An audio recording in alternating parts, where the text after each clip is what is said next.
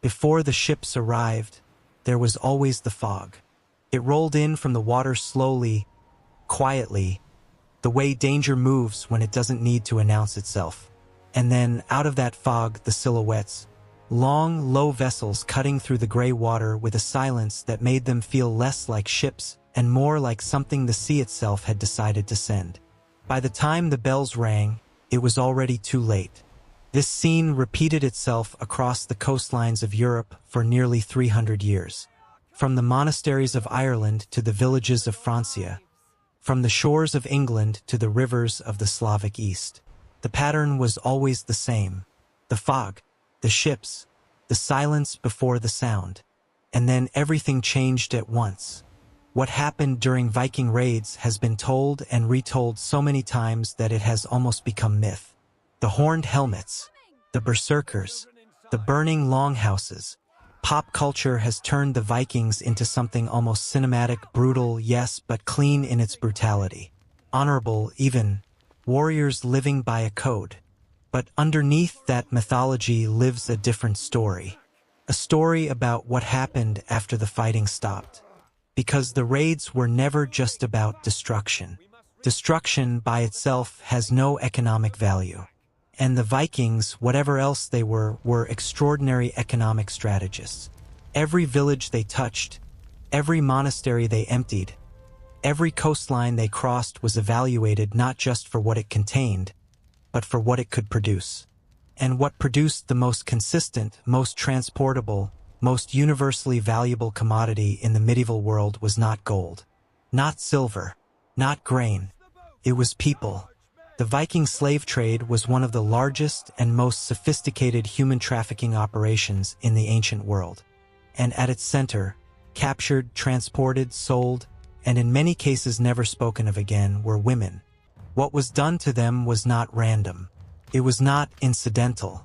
It was structural, planned, repeated, embedded into the economic logic of an entire civilization. And that is what makes the story so much darker than the version most people know. Stay with me, because what the evidence reveals, when you look at it directly without the mythology softening the edges, is a system so calculated, so coldly efficient, that it forces a question that history rarely asks about the Vikings. Not whether they were brutal, but whether they knew exactly what they were doing. To understand what happened to women captured during Viking raids, you first have to dismantle one idea. The idea that the Vikings were primarily warriors. They were not.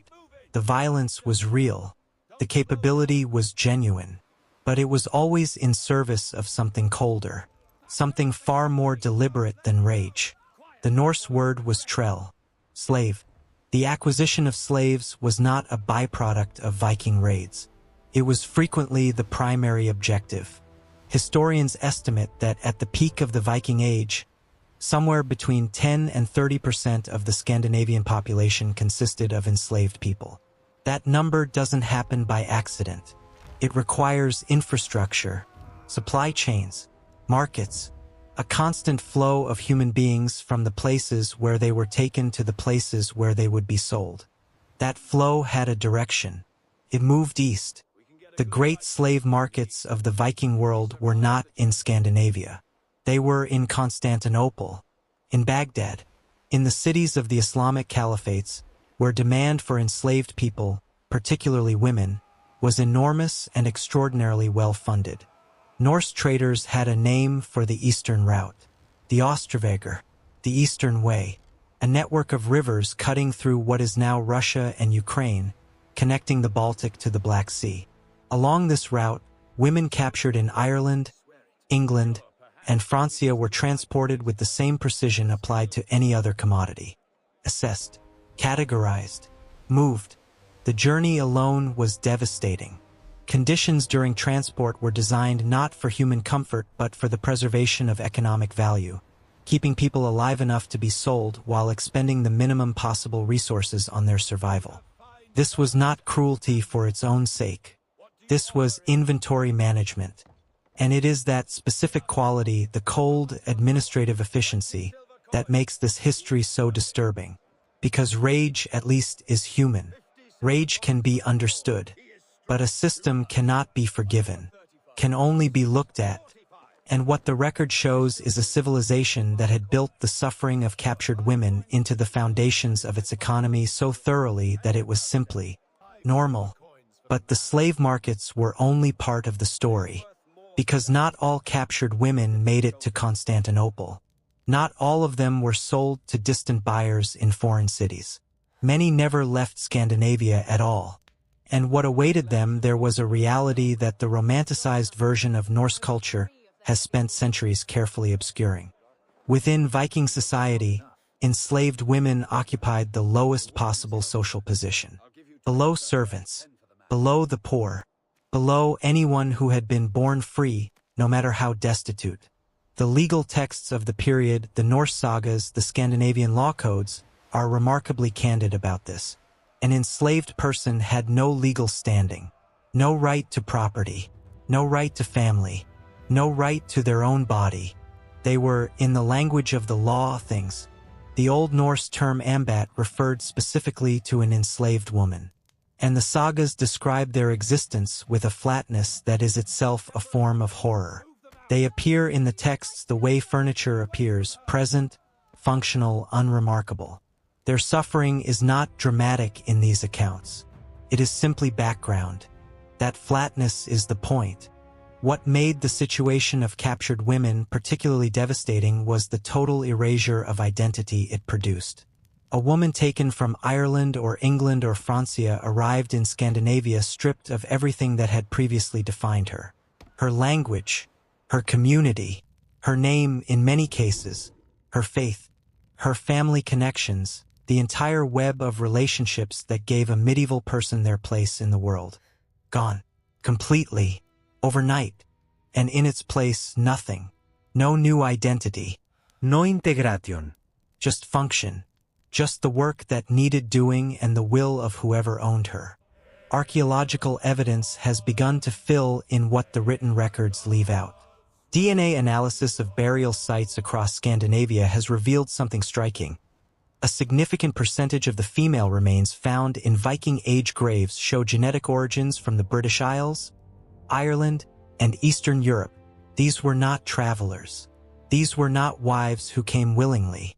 These were women who had been taken. And many of them were buried not in their own graves but alongside their owners, interred as possessions rather than as people, present even in death as an extension of someone else's story, not their own. Never their own. Here is where the history becomes genuinely uncomfortable. Because the Vikings were not, by the standards of their own culture, considered unusually cruel. In fact, and this is the part that requires the most careful attention, Norse society had elements that modern observers often point to as surprisingly progressive. Norse women who were born free had legal rights that women in much of medieval Europe did not. They could own property. They could divorce. They could speak in legal proceedings. The contrast between the rights of a free Norse woman and the total absence of rights of an enslaved one was not incidental. It was the whole point. Freedom in Viking society was not an abstract philosophical concept. It was a lived, daily reality defined entirely by its opposite. You knew what freedom meant because you could see, every single day, what the absence of it looked like. Enslaved women were not just an economic resource. They were a social mirror, a constant, visible reminder of what it meant to belong to yourself. This is the paradox that sits at the center of this history. A society that produced some of the most remarkable female figures of the medieval world, shield maidens in legend, powerful landowners in practice, women whose voices appear in the sagas with a directness that surprises modern readers, was simultaneously built on the systematic destruction of other women's freedom. The same culture, the same values, applied with absolute consistency to some and withheld with equal consistency from others. And the line between those two groups was drawn at the moment of capture. One raid, one morning, one fog rolling in from the water. That was the distance between a life and a commodity.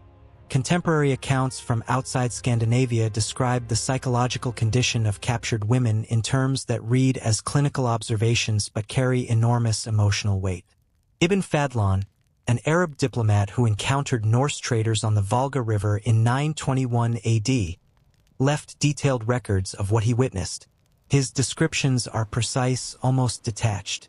But underneath the detachment is a portrait of human suffering so total that it crosses the distance of 11 centuries without losing any of its weight. He described women who had stopped speaking, not because they couldn't, but because there was nothing left to say to a world that had reclassified them as objects. That silence is perhaps the most disturbing detail in this entire history. Not the violence, not the distance traveled, but the silence that came after, when the mind finally accepted what the body already knew. The Viking Age ended. Slowly, unevenly, but it ended. Christianity spread through Scandinavia. Trade routes shifted. The political landscape of Europe reorganized itself around new power structures. The longships stopped coming. The fog rolled in from the water and, for the first time in 3 centuries, nothing emerged from it. But the women who had been taken did not come back.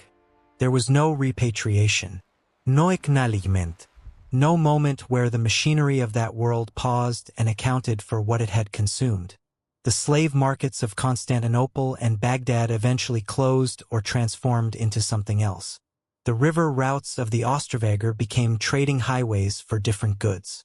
The graves of Scandinavia held their secrets for 1,000 years before modern DNA analysis began to speak for the people buried inside them. History moved on, as it always does, without asking permission from the people it left behind. What remains, what archaeology and genetic science and the careful reading of texts in half a dozen languages has slowly assembled, is a picture that the popular image of the Vikings was never designed to contain. Not the raiders of legend, not the explorers who reached North America 5 centuries before Columbus, not the craftsmen, the poets, the navigators, but the other thing, the thing that funded all of it. Because that is the detail that changes the entire shape of the story.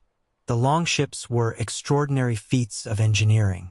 The navigation was genuinely remarkable. The art, the mythology, the legal sophistication of Norse society, all of it was real, and all of it deserves the attention it receives. But it was built, in significant part, on a foundation that history has been slow to examine directly. The wealth that flowed through the Norse world, the silver, the trade goods, the political influence, moved along the same routes as the people who had been taken. They were not separate economies. They were the same economy, and that means every silver coin, every amber necklace, every fur cloak worn by a Norse chieftain at a feast has a shadow attached to it that the saga writers never described. The fog that rolled in before the ships arrived didn't just carry warriors. Carried a system, and systems, unlike individual acts of violence, don't end when the violence stops. They leave structures, patterns, ways of organizing the world that outlast the specific circumstances that created them.